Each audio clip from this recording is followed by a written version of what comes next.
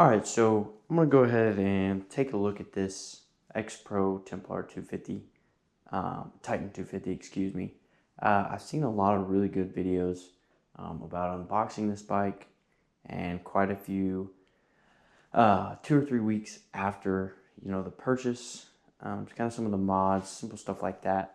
I haven't really seen anything that has more to do with a 6-month plus review. I bought this bike in October of 2024. It is now end of March 2025. So about 6 months, probably a little over 6 months.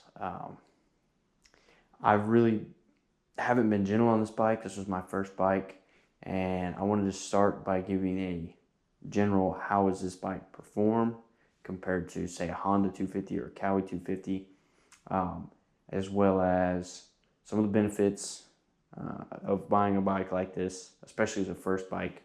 Definitely some of the downsides to buying a bike like this, along with who I would recommend this bike to, who I would absolutely not recommend this bike to, along with some price comparisons, maybe for, I would say something in the range of like a Honda 230 or a Kawasaki 230, because this does not really compare to a race Honda 250R or not even really a Honda 250 XC, or I wouldn't even say it compares to their 250 models that are more dedicated to not necessarily trail riding, but just kind of putting around. I would not compare this bike to those bikes in any way. This is much more comparable to like I said, a Kawasaki 230. But anyway, so like I said, I've had this bike for about 6 months now. It was the first bike that I had, and as you can tell, I have not been gentle on it. You can see the case is extremely scratched. It's been over on its side numerous times. I've never crashed it really hard. I've put this front wheel through some of the worst stuff that you could possibly put it through. I mean, just slam it into rocks, all kinds of stuff. And you can see it's held up fairly well. There are a few dents here and there. There's going to be 100% some damage on that rear wheel. Also likely a little soft, but we'll get into that a little later. Overall, it's held up very well. I've only had a few things break. I broke a clutch lever, a clutch mount, and that was just kind of a goofy, oddball kind of deal. You can see I've ripped my bar end out here. That is entirely missing. This thing is taking some seriously hard diggers. The handlebars are not straight by any means. The front fender is all kinds of torn up here. Speaking of which, I just noticed how bad the lighting is in here. Sorry, I'm kind of doing this in the garage after a long day of riding. I just got this thing cleaned up. It usually is not in this good a shape. But anyway, I crashed it so hard that I bent the key at some point. It sits in there funny. I don't know if you can tell that or not, but it has not had an easy life, and it has really held up very well. I don't have an hour year on this bike, but I'm assuming I'm somewhere in the 40-hour range, more than likely. Changed the oil numerous times, and it has always been really good. Obviously, that first change on the break-in, it was a little nasty. There was nothing outside of normal break-in oil color, and I just wasn't concerned about it. I haven't been concerned about it since. I haven't had any trouble with it. Another good example of how hard I ride this thing. You can actually see the boot rub here. You can see the boot rub on these levers. Yes, this is from taking nasty falls. This is from my boots. I'm on this thing a lot, and I'm on it hard. I think one of the hardest things on a bike is going to be right there when you get started, especially if you're brand new. You're just going to have some nasty falls, and that's all there is to it. But overall, I would say I spent about $1,500 on this delivered to my door. It was in pieces, so I did have to assemble it. You need a few ratchets, a few wrenches, Some Loctite is helpful. But other than that, it's pretty much ready to go. You've got to put the bar on, you've got to connect the rear shock linkage, and then you've got to put the front wheel on. And other than that, after you swap out the crappy oil that they send it with before you ever start it, then you should be pretty good to go. This is not like some bikes. It doesn't have trans and engine oil. It's just engine oil. So all you've got to worry about is that one. It's technically not a 250cc, even though that's what they claim. It's a 229, I believe. I would say it makes somewhere in the mid to high 20s on horsepower. So that's why I would only compare it to more of a Kawasaki 230 instead of a Honda 250. It is not a race bike. It is not super pin up. I only very recently got it to wheelie good. So you don't really have to worry about looping out, all of that sort of thing. So next I'm going to get into a few of the things that I have done to it. Actually, I think we'll start, instead of that, I think we'll start with some of the things that I didn't like about it, some of the things that I do really like about it, and then those things that I didn't like, what I changed, how I changed them, why I changed them, and then I'm going to save, for the end, I'm going to save, kind of my circumstances and why I ride this, because it's probably not what you're here for. So some of the things that I really like about it, really like the price point. I mean, for a full-sized, this is a full-size 250cc dirt bike. It is a ridiculously good price point. I mean, ridiculously. You can find a used 230 that I would say is comparable for probably $2 or $3 grand in pretty good shape, but used. If you go the new route, it's just disproportionately more to buy a name brand Japanese or other bike. I mean, this thing is just, the price point is so low, I don't even know how it runs, to be honest with you. So that's definitely the biggest thing that I really like about this bike. The second thing that I like, the majority of it is standard stuff. You're going to have carb jets that you can replace, tires that you can replace, bars you can replace, all of that stuff. It's not some kind of funky, off-brand, weird size or anything like that. It's not a huge deal. Obviously, your bigger stuff like your hubs and your bearings and your deeper components in your motor, your shocks, your forks. Now that stuff is going to be a little bit different. It's going to be a little strange. You're likely going to have a little bit of trouble replacing that with aftermarket parts, just because there's not a huge aftermarket for these kind of bikes. I think that's really kind of the another thing that I like about it is it is very user-friendly. I would say it's the same clutch setup, it's the same brake setup. It's got a backup kickstart, which I really like. It's electric start, as you can see here.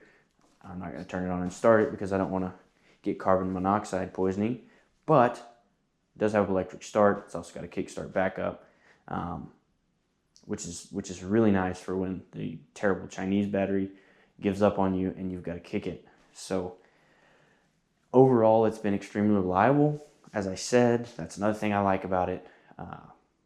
I press the button, it starts, or I kick it, it starts. I get to go ride and have fun, and I'm only in it for $1,500. So I think now we're going to get into some of the stuff that I really don't like about it, or some of the stuff that is very weird.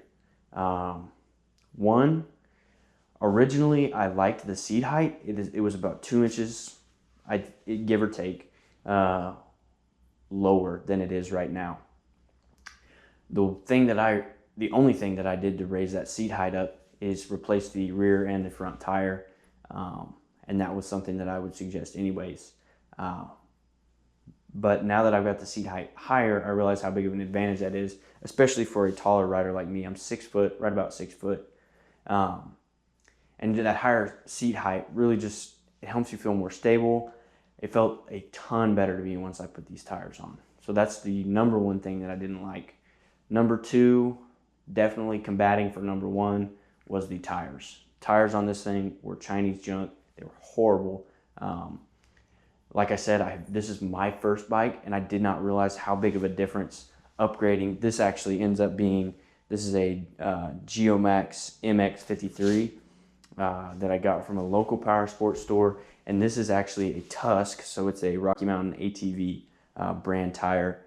Both of these have been, I mean, a massive upgrade. They have changed so much about the way this bike handles, about the way this bike corners, everything. I mean, it was a humongous step up, and I wish I'd have done it the day I bought the bike before I put everything together. I'm serious. If you run on those Chinese tires, take them off as soon as you can. This bike actually comes with DOT tires, DOT approved tires.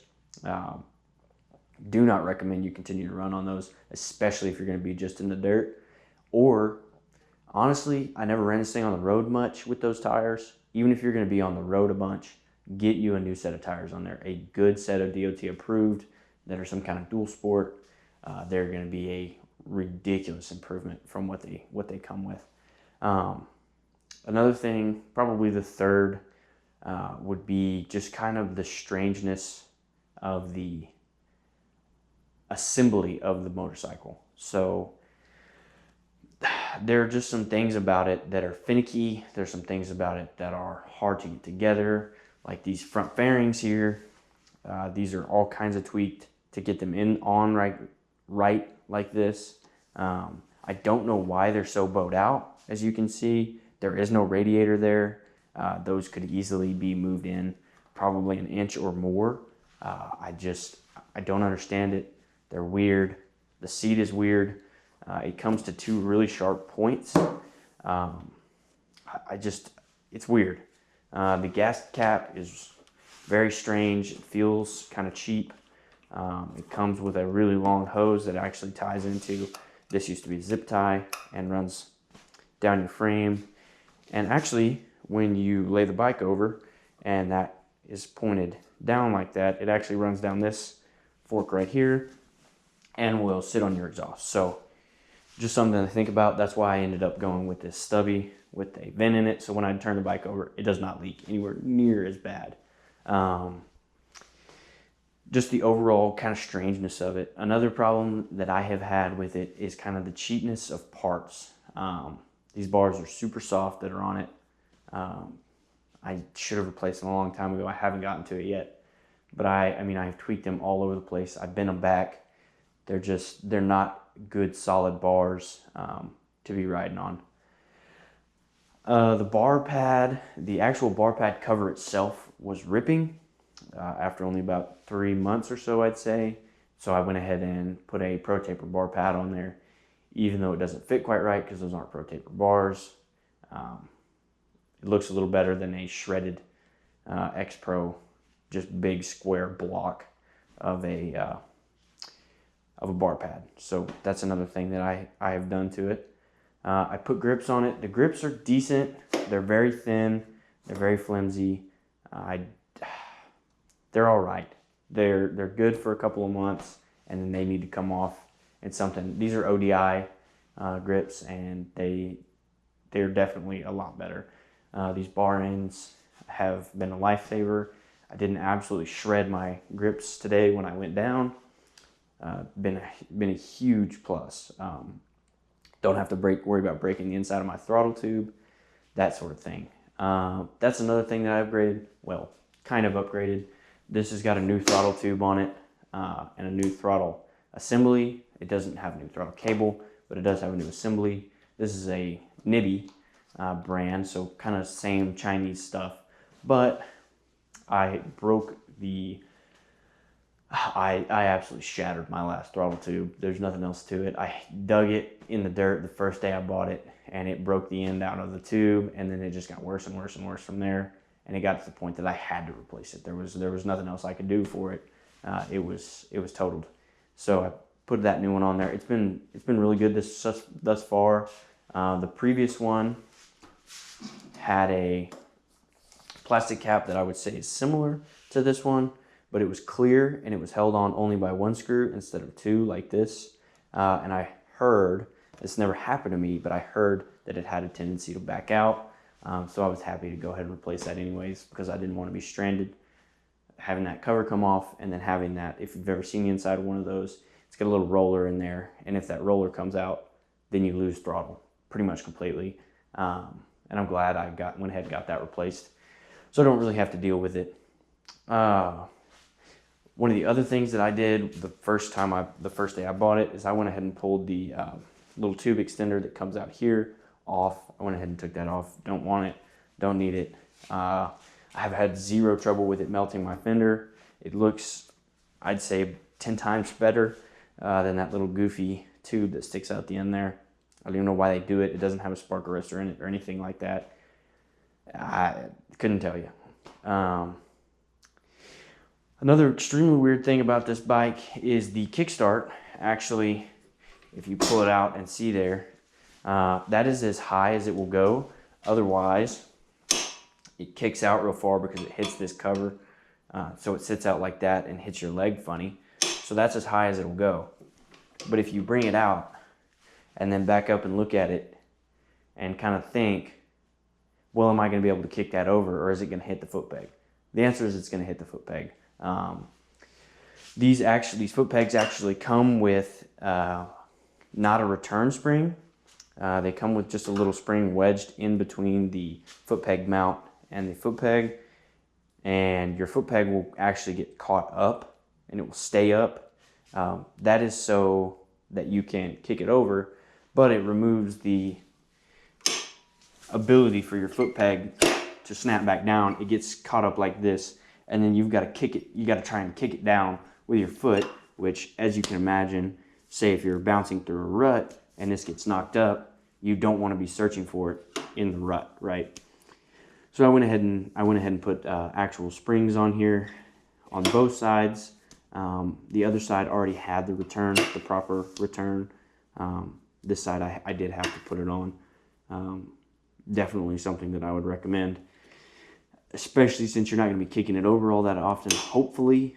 But if you do have to, just get you a stick and wedge it in here. You can hold it with your hand and then actually kick it over, and it's really not that big of a deal if you're resourceful and really mess with it for a little while.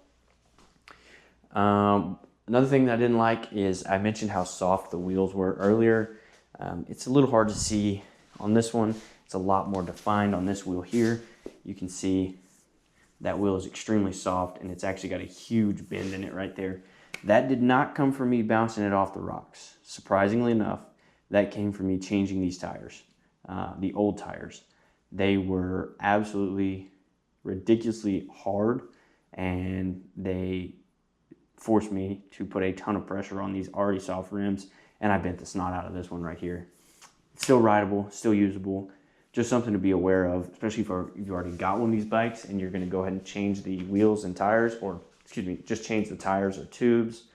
If you're going to get inside that wheel, you're going to want to be really careful with that. The paint is not very good. It likes to come off pretty easy, and it really, really likes to bend. One of the last mods that I have made to this is actually the nibby carb. It's a little difficult to see, but it is in there. You can find this on Amazon. I don't have the exact part number for it memorized, but that has been a absolutely huge upgrade. This bike ran lean, I'm fairly certain, for about 3 months before I put this on here, and I wish I hadn't done it. I don't think I've caused any damage, but I would go ahead and look into it when you get your bike. Just see how it's running, check your spark plug. It can turn into a mess pretty quick if you run your bike too lean for too long. You can start to get detonation or pinging, and you can actually blow your bike up doing that. Which, trying to get parts for this thing would not be fun. You're gonna have to deal with some characters, let's say. So I would definitely look into that. One of the biggest reasons that I went ahead and stepped up to the nibby carb is the sealed float bowl on the carb that comes with this bike is a huge pain in the butt.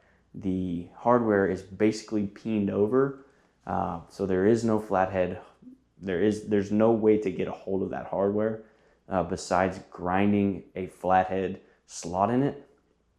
And it's just a huge mess. There's no need to get into it when you can buy a $70, I want to say. I could be wrong on that for sure. Maybe more like $80 carb. That thing's got 2 Allens on the bottom. You pop them off, you change your jets, no big deal. It's also got an adjustable needle, so even if you get the stock carb apart and you pull the needle is not adjustable. The needle has got a set height, so you got to shim it or grind it or something. I think it's definitely worth the upgrade. One thing that you are going to want to be cautious on this is in your idle position here. You can see how close that is to the frame. There's actually a huge red knob that comes with this nibby carb. Just take it off, put you some washers behind there. It's not a huge deal, but that big red knob will actually hit your frame, and it's basically makes it unusable. You have to take that out. And if you try to use the idle screw from the old carb, it will actually scratch your slide. So avoid that. It's just not going to work. Putting the new carb in and then putting the old idle screw in, not a good idea. Just take the red thing off. Not a huge deal. Definitely do it before you put the carb in the bike, though. It does make assembly a little bit easier. Really, to get that in there, all I had to do was pull the seat off, pull these front 2 fairings off, lift the gas tank off, and I had plenty of room to wiggle that thing in and out. Apparently, people were talking about pulling the subframe off, pulling the airbox off, pulling the rear shock. I mean, all kinds of crazy. You do not need to do all that. You're gonna take your seat off, take your front fairings off, take your tank off, and then undo all of this. Move your carb back as far as you can. Get everything unhooked, obviously, and then you're gonna want to go out the left side of the bike.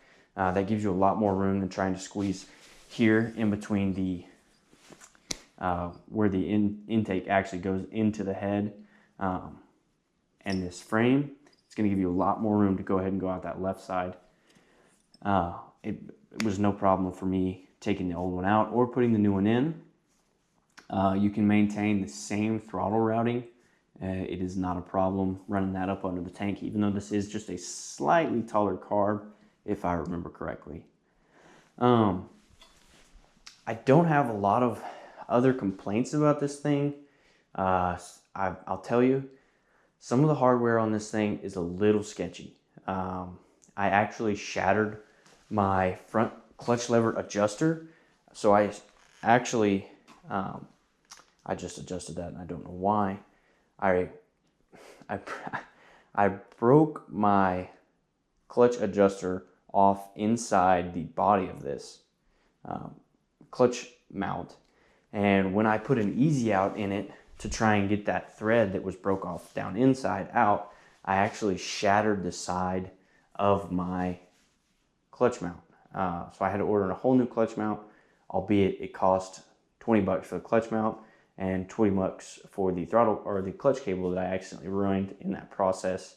So $40 total. It was here in, I'd say about a week and a half, which was kind of annoying because it ruined my spring brake. Didn't get to ride it at all because I had no clutch, but that's just something to be aware of. Pay attention when you're working on this thing. These are not what I would call high quality parts. They're good enough, but they're not high quality. Next, I think I'm going to talk about who I think this bike is for. If you were just here for the review is kind of over. I'll give a quick recap, and then the review is really over. And I'm just going to get into kind of who I think this bike is for, what I have done with the bike, and then I'm going to get into just a tiny bit of, if say this is your first bike, kind of what gear should you be looking for, just real quick. Not going to take too long. So a recap of what I think of the bike. Is it worth the money? 100%, depending on your situation, which I'll describe in a minute. But depending on your situation, 100%. It's been very good to me. I've had no issues with the motor, with the chain, with the sprockets, with the large components of this bike. The front forks are a little iffy, rear shock's a little iffy, but depending on your riding style and your skill level, it's a really, really good starting point for a very, very low price. One quick thing that I did want to mention, you're not going to get resale value for this thing. You are not going to get $1,500 or $1,000 back if you ride this thing for a year. It's just not going to happen.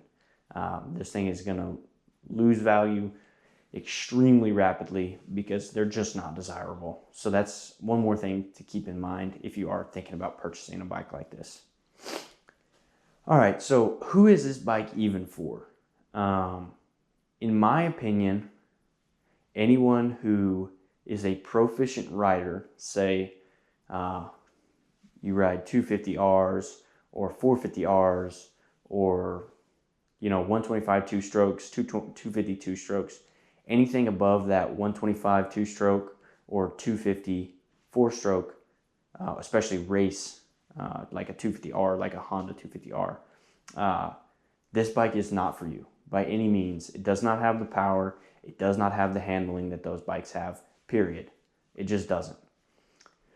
Now, if you are, let's say you're a beginner rider, you've never ridden a bike before, but you are a full-size man or woman, say 130 pounds, 120 pounds plus, and you're looking to get into these things, but the 250R or a 250R style bike is just too big. It can really be too much. Those bikes are extremely fast.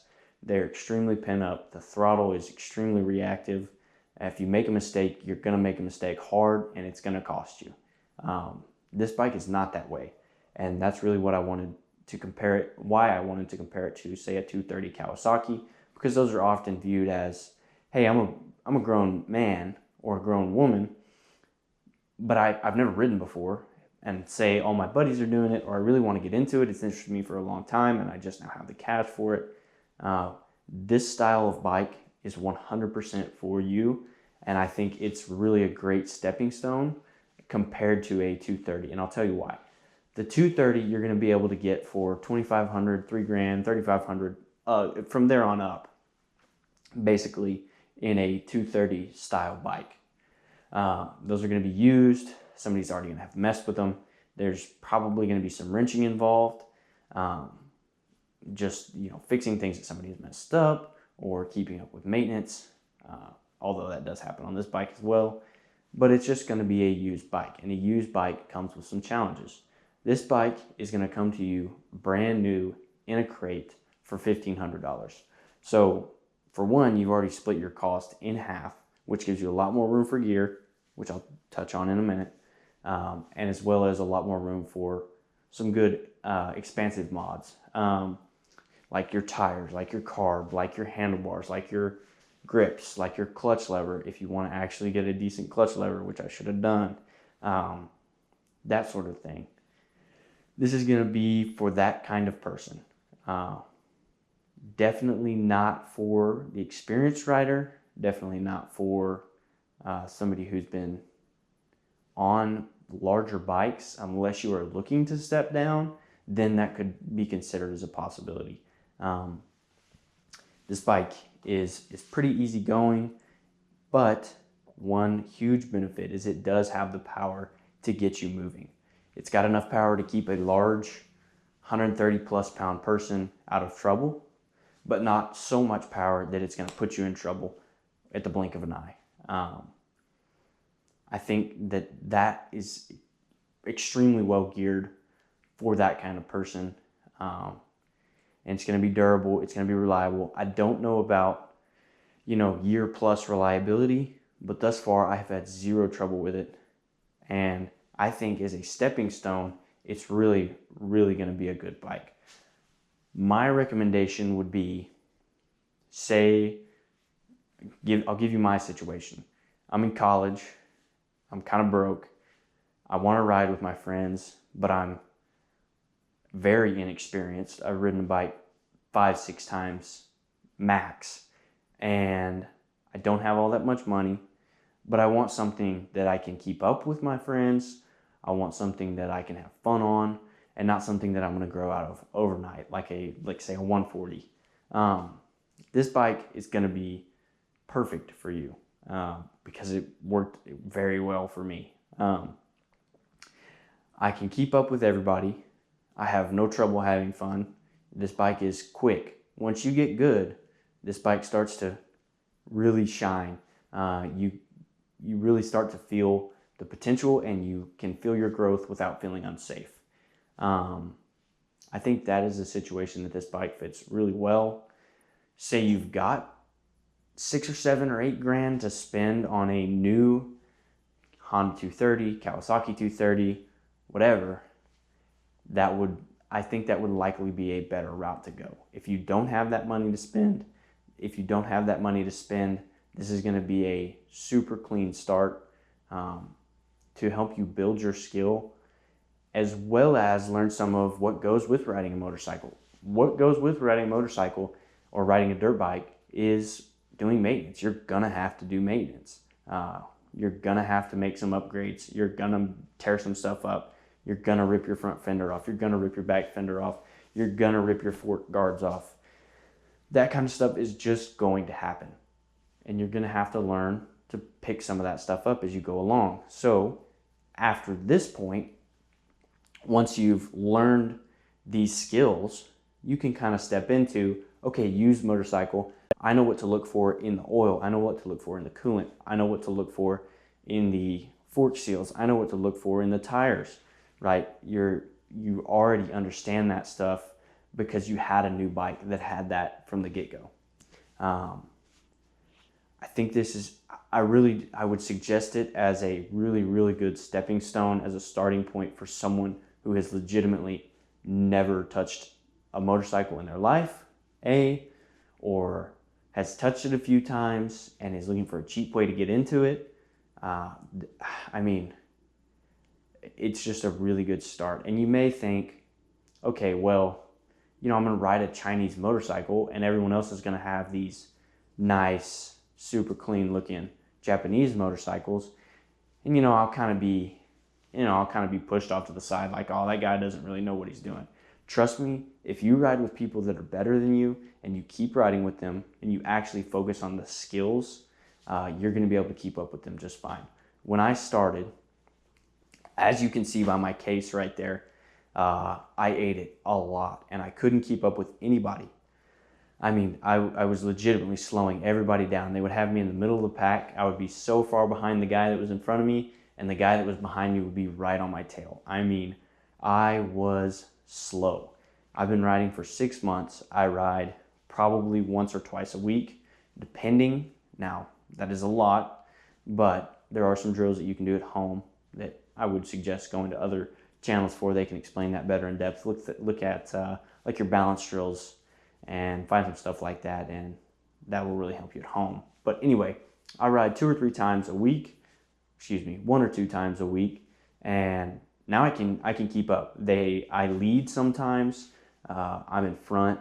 This bike will keep up, and it will occasionally outpace some different bikes. I hate to say it, but I have outpaced a CRF 250R that was like a 2021 or 2022 on this Chinese motorcycle, because my riding had improved above what this guy could do on a way, way, way more powerful bike. Those bikes make like 40 horsepower, which is 10 or 15 more than this little guy makes.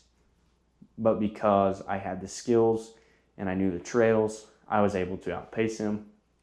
Obviously not in a derogatory way, because I want him to improve as well. But if you're thinking that this thing will not be able to keep up, you're 100% wrong. I guess now we can move into a little bit more of my situation, what I ride, what I would not recommend you ride on this bike, and then we can kind of look at some gear. So I ride a lot of single track. We've got a huge single track trail here. It's probably 50 or 60 miles of single track, I would say. That is about all I've had this bike on, is single track, minus at the ranch. I do ride, just on the roads, out through the pasture, through some brush, but majority of this bike's life has been single track. So I do not recommend this bike for motocross. Absolutely not. This frame is not designed to jump. I would not trust this frame with a 40-foot jump, much less like 150. Absolutely not. Don't do it. It's not designed for that. It's not built for that. Not a good idea. Not a good idea. If you want to learn the basics on the trails, you want to learn the basics on the ranch, good for that. Motocross, no. No, no, no, no, no. Don't do it. You're going to crack your frame more than likely right here at where your front forks, and they pivot and they meet up with your frame here. I've seen that this is very weak. I've seen that this connection here is very weak. Further down in the motorcycle, it's not a good idea. I would not trust it at all on the motocross track. Unless you're just avoiding jumps, then I guess it'd be fine. But if you're at the motocross track, you're going to want to jump, and you should not jump this thing that far. I have taken it over plenty of jumps, but they're probably 7 or 8 feet, not 40 plus, right? It's just not built for that. The front shocks aren't built for that. The rear shock, or the front forks, are not built for that. The rear shock is extremely soft, and you are going to hit your rear fender if you take it off a big jump, which I have done numerous times. So I would recommend single track. I would recommend trail riding. I would recommend just about anything but extremely hard enduro, or, well, really more any kind of enduro. It's not super great at rocks. It doesn't really transfer power well on slick surfaces, and that could have to do with my tire, although that is a pretty good Dunlop tire. So probably not enduro. If you want to ride enduro, start looking at a 2-stroke would be my suggestion. Motocross, just avoid it. Not a good idea. So let's look at some gear. Let's say you buy this motorcycle as your first bike and you want to know what you absolutely need. First of all, we're going to start with a helmet. You're going to want a good helmet. I mean, that's period, end all, be all. You're not going to be able to get on any trails, at least not in Texas, without, or public trails, I should say, without a helmet. This is a MSR SC2 helmet. It's pretty basic, but it does have this little sticker back here. This is pretty important. This is a DOT certification, so this thing is actually legal to ride on the highway, if I'm not mistaken. It's also just a safety certification that ensures your noggin is safe. Another super large thing is going to be actually your goggles.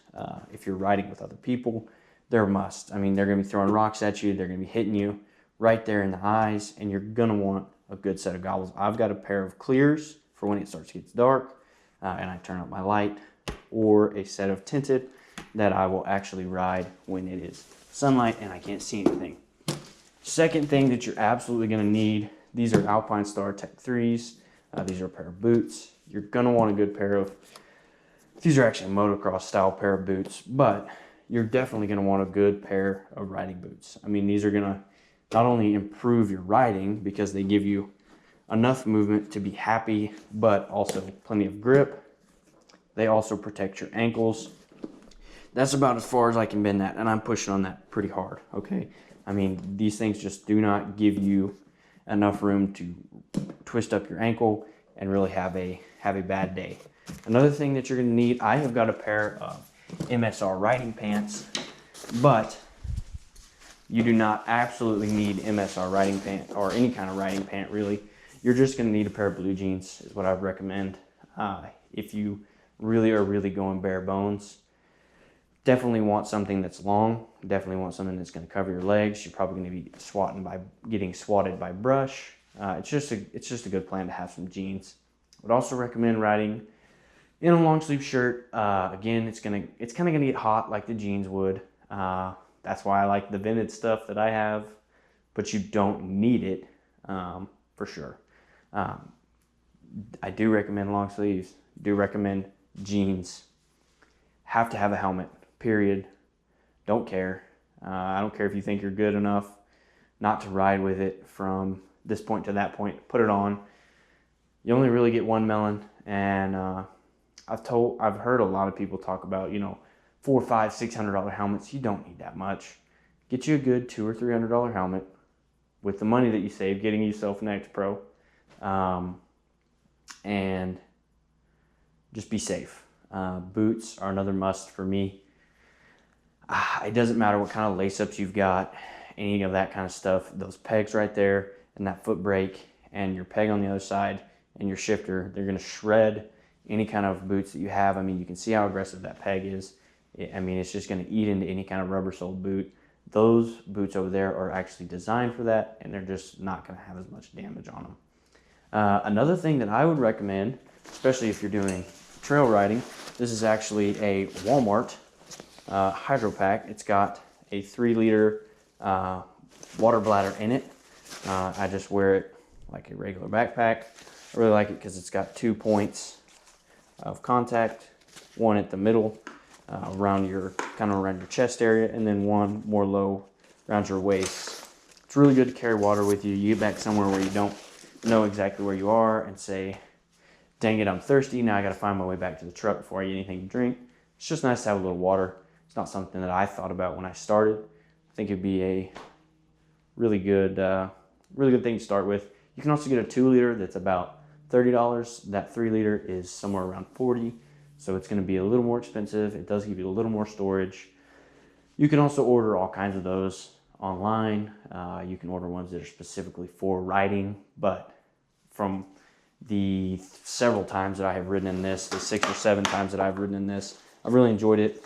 It is a little bit of different weighting. I mean, you're going to feel a little different with it on your back for sure.